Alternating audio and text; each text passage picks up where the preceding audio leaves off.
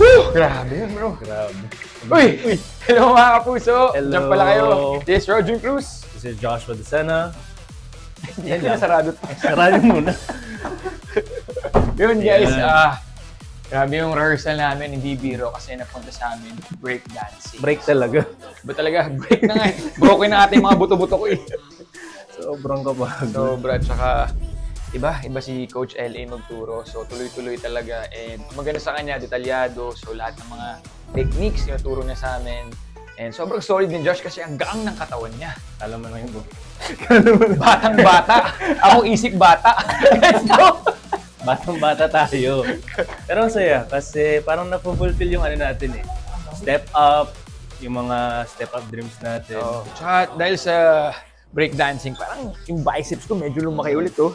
Oh, ganun eh. Ni Parang Josh, oh. ilang push-up. Kahit yung chest ko, Grabe. Abangan na to guys kasi grabe.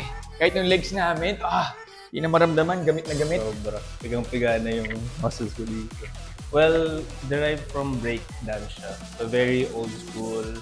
And then, I mean from the word break dance, very, skillful and very talaga. Medyo risky siya. Medyo risky talaga Very siya. risky. Dapat talaga kayang-kaya mo yung katawan mo. Siyempre, more on footworks din. So, challenging talaga siya. Mga freeze, mga grooves. Pero magaling magturo si Coach Ali.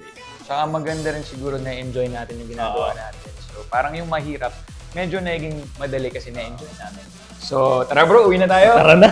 Guys, keep on supporting us sa Stars on the Floor. Let's go! Stars on the floor.